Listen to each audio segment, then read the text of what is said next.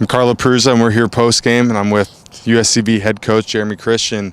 Pretty good game today, Coach. You guys won 14-4, mercy rule. Was this a great way to bounce back from Southeastern last weekend?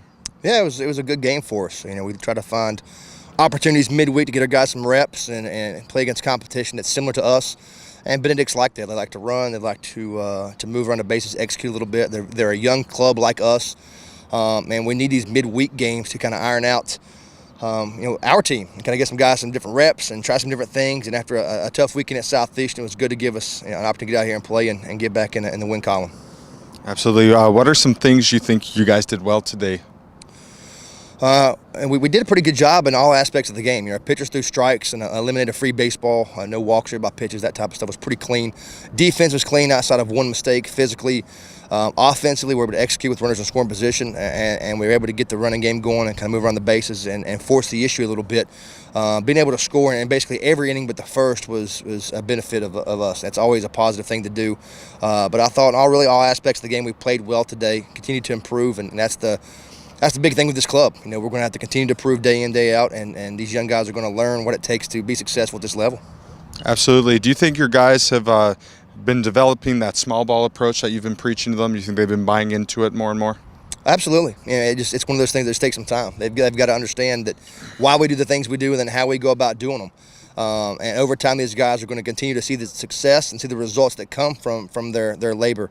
It's just going to take some time. But I have seen some quality improvements from our guys. They continue to work inside our system, and over the next several months, we're going to continue to see that improvement.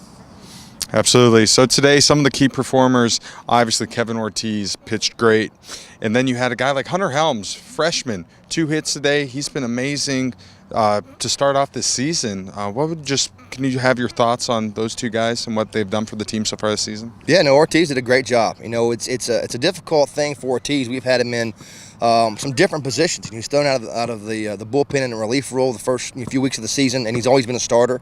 So we've been trying to adjust him kind of in and out, let him get used to that role and the different type of role that he has. And so we want to get him a start under his belt to where he feels comfortable. And it showed that he feels comfortable in a starting role. He did a great job today. He flooded the zone and got some soft contact, which is what we wanted to do. And we had him on a strict pitch count, and he went a little bit further than we expected him to. Did a good job. And Hunter Helms did another fantastic job today.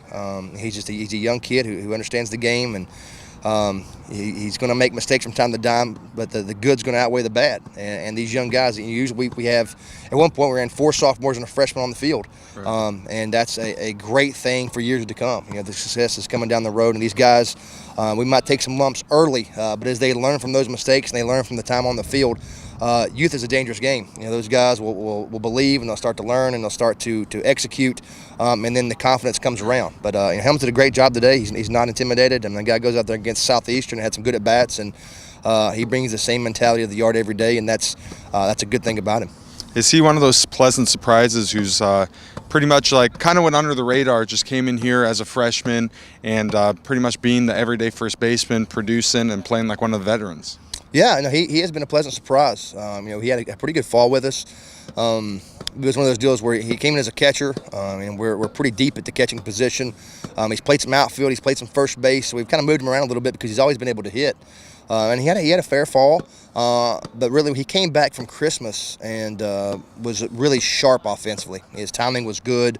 And he really surprised us when we came back from fall, and he had a great month of January.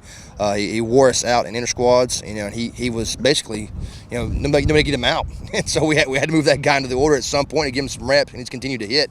And although the average will continue to climb, he makes consistent contact, and he's not scared. And it doesn't matter if the guy's throwing 92 or 72, he's going to find a way to put a ball in play. And if you can do those things, then we're going to find a way to get you in the order. And it's nice to see a freshman have that kind of success. And as he continues to develop and learn the game, I think the sky's the limit for him. Absolutely. So, last question. You guys have a big series this weekend against Florida Memorial, 6-0 in conference play so far. What do you guys got to do to be successful? We're going to have to play our game. Flomo's a good team. They were good last year. They're a young team. They're very similar to us. Very similar to some of the teams I've coached in the past. They're a young team. They're execution oriented.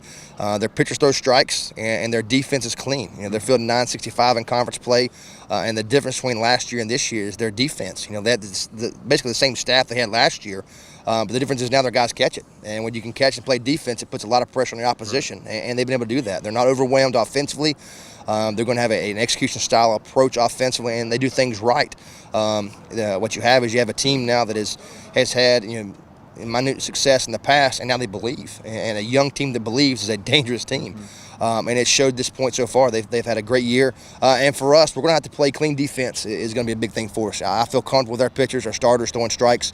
But we're going to have to play clean defense. We're going to have to execute offensively. We've got to have some much better two-strike approaches because our starting pitchers are good. They've got good location. They're going to flood the zone. And they've got some strikeout numbers.